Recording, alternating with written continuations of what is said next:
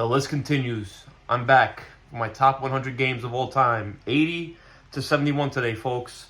So let's not skip a beat. Let's get right into it. My number 80 is a game that should be higher.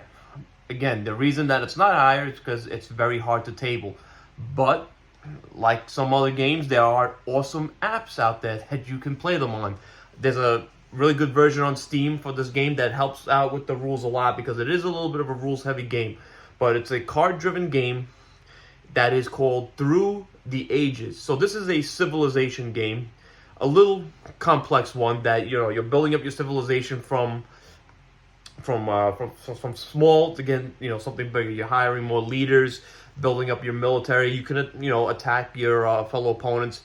It's an amazing game, one of the best civilization games out there. But again, it's long and it's hard to table. But when it does get to the table, the game is a ton of fun.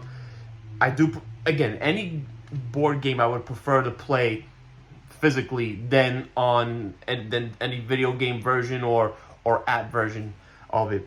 But these app versions, they do help a lot with a game that's as rules heavy as Through the Ages is. But yeah, I would have liked it to be higher, but I don't think it's fair for a game that barely gets tabled. But it's still on my mind all the time. I really do like that game. It really is a classic. I can't ever see it going anywhere. It's even leaving my collection. It's a game that I probably cherish for a long time. But yeah, my number 80, Through the Ages. 79 is an app-driven game that plays up to 4, but I think it's best with 2, and that is Chronicles of Crime. So Chronicles of Crime, I mean, some people consider it more of a video game. To each his own. You have a bunch of cards out, then you're scanning them on your phone, trying to figure out the crime. It's actually pretty tough too. There's a bunch of expansions out there. I have the France one, which I haven't played yet. But the base game alone, they're always releasing new cases, new updates and stuff. There's a lot to do with that game.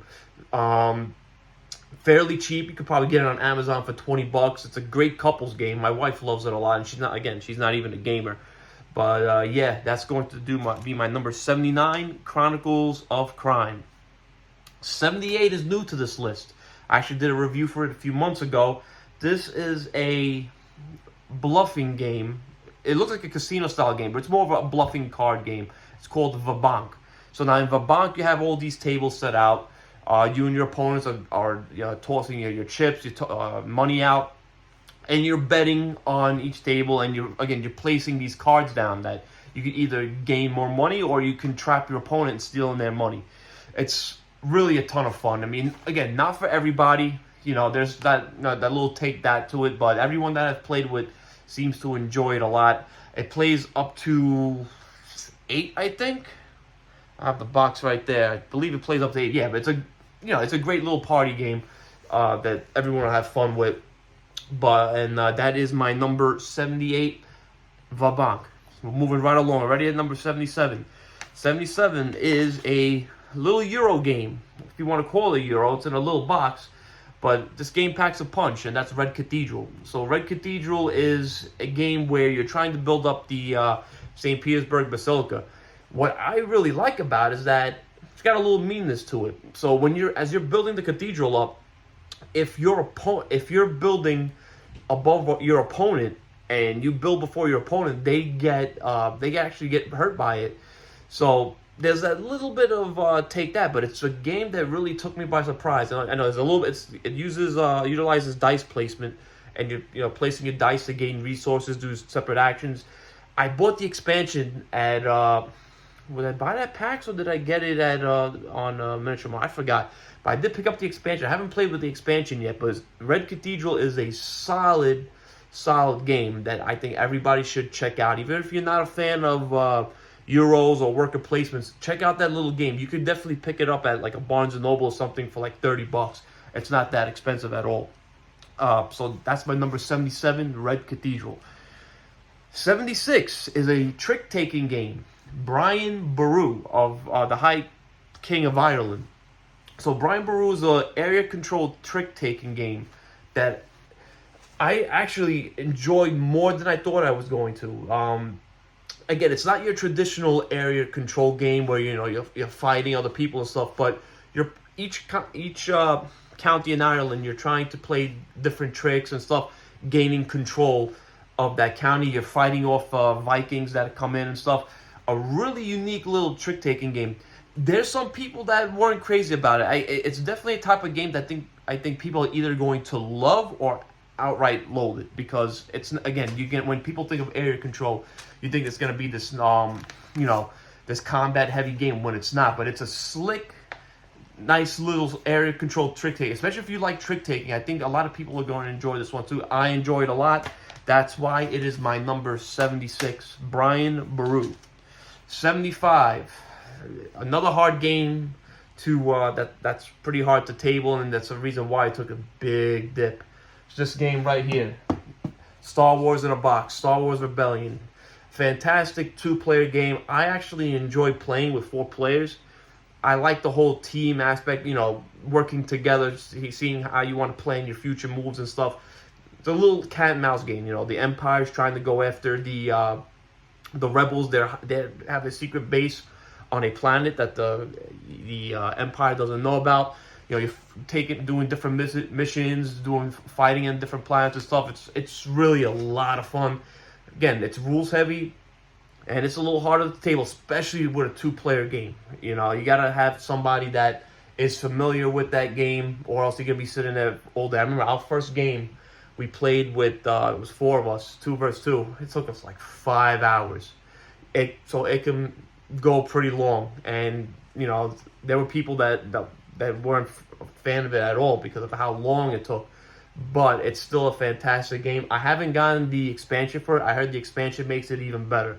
So again, if you're watching this video, please in the comments let me know what you think about the expansion of Star Wars Rebellion, if it's even worth picking up. That's my number 75. 74. I'm really surprised this didn't make my list last year, because I liked it a lot, and I like it even more now. And that is Terraforming Mars Ares Expedition. So this is I don't want to say simplified version of Terraforming Mars, but what it does is it takes Terraforming Mars and turns it into a bit like Race for the Galaxy, which is surprisingly not on this list because I don't play it enough.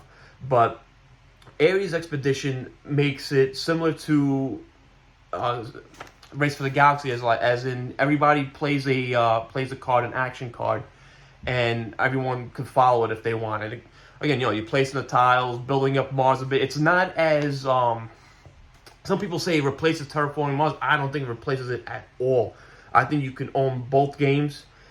Again, if you're willing to go for the longer game and more strategic game, go for Terraforming Mars. Ares Expedition, again, it's a smaller, quicker game, but it still packs a good punch. And I really do enjoy it a lot. That's why it is my number 74. Terraforming Mars Ares Expedition. 73 is a surprise even for me, because I cannot stand polyomino games. For some reason, I don't like it. But this game I enjoy a lot. I just got the expansion. The Kickstarter came in a few weeks ago, and that is the Grand Carnival. So the Grand Carnival is a polyomino game where you're running this like amusement park, and it's got this 1930s art. I like to call it Cuphead art, because I feel Cuphead brought back this very 1930s art styles, and I feel a lot of video games have been trying to copy it since Cuphead. I forget how long it's been since Cuphead came out. It's been quite some time, but I just recently saw like this first-person shooter coming out that's I think it's called Mouse. It's like a black and white 1920 style game. It looks actually pretty cool. But going back to Grand Carnival is a polyomino game, and it's got a lot of meat to its bones. As you're trying to plan out how people walk around your park and get tickets, and you're trying to utilize the amusements that you put in your park, while also trying to outbid your opponents to get these certain pieces to place into your park. There's a lot of stuff going on in that game, and that's why I enjoy it. I really can't wait to try out the expansions to see what else they add, but I know I'm not going to be disappointed. And, Grand Carnival is probably one. I did do a video of games that shocked me. It didn't make that list, and it might have been. It could have made that list, but it was just there. But yeah, Grand Carnival, if you don't like polyomino games, I really suggest you give it a shot. I think you might enjoy it, or you might not. But it's my number 73, and that's all that matters. 72 is another two-player game. This is a two-player war game that I also reviewed, and I picked it up at PAX last year. And that is Fire and Stone, The Siege of Vienna. So one player plays as the Ottoman Empire trying to siege the Austrian city of Vienna, and the other players playing as the Austrians, trying to protect the city and outlast a certain amount of rounds, or destroy, or each side's trying to get rid of everyone's troops. It's a really unique two-player game. Again, it's got that war game aesthetic to it, but it works. I don't want to say utilizes Watergate, because I remember when I went to go pick it up, the capstone was saying, "Oh, if you've played Watergate," I didn't think it was anything like that.